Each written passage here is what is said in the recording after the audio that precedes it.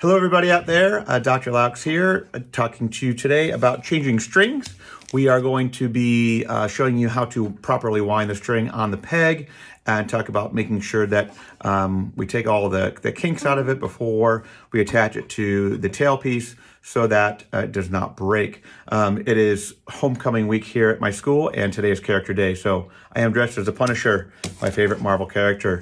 We're going to change the D string on this violin right now. We're changing out with some Zyix. These are great strings. They have a core, kind of a nylon core in there, synthetic core.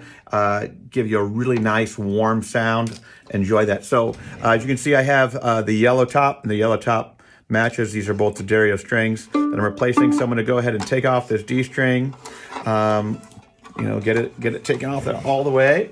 And we're going to install this D string for you. The most important thing about installing strings is to make sure that we properly wind them on the peg so that they're not, so they don't come out, right? Because all of our pegs on our instruments are friction pegs, and we have to have proper installation to make sure they stay. So I'm going to find the thread hole. Hopefully you can see that okay. And then I come around and I'm going to start winding from that thread hole toward this peg box side, towards this side, right? So the lower strings are going to be wound towards the lower side of the instrument. The upper strings are going to be wound towards that side.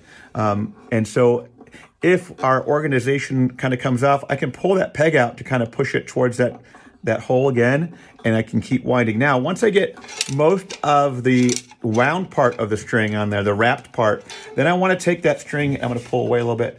I want to actually pull that through so I can actually get all the kinks out of it so it's not twisted around, right? And then I can attach it down here to the tailpiece, okay? And if your fine tuner is all the way down like this one is, we need to loosen those up a little bit before we can attach it. We'll try that again. So I'm just going to make sure that I get all of the knots out of that string, and then I can attach that the ball end to the tailpiece. Don't forget, when we change strings, we want to use our pencil, all right? And we want to make sure that we're lubricating the fittings just a little bit. Little pencil lead on the bridge, little pencil lead on the nut. There we are. And then I can start tightening that string up again, making sure that it's wound toward the peg box from that thing, from the hole in the peg toward the peg box.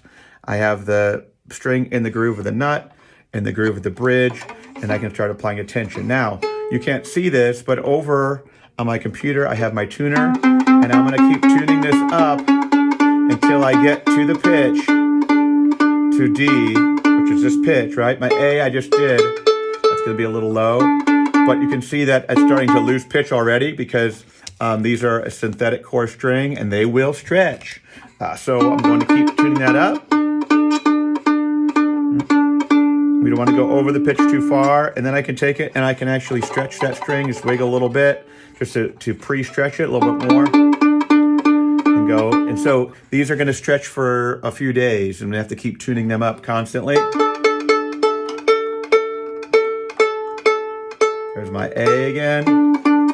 Okay, so now the most important thing, like I said, you're turning that string on the peg from the hole in the peg toward the peg box. You can see that the G is done the same way here, the red winding from that hole toward the peg box, and then the black one is a little hard to see, but that's done properly, and so is the E string here. That's the number one thing. And then again, you can reset your fine tuners if you want. I brought all these back up so they're ready to go from when the students need to tune their instrument. One of the other things that I will do is I will add the date onto the package of the new strings, and I will put the old strings in that package kind of as emergency backups. But this way, you know when your strings were changed. Hope this is helpful. Just a little tip on changing some strings. Keep an eye on our channel for more tips and tricks and performance videos. Thanks again. Thank you for tuning in. For resources and more information, visit orchestrateacher.net.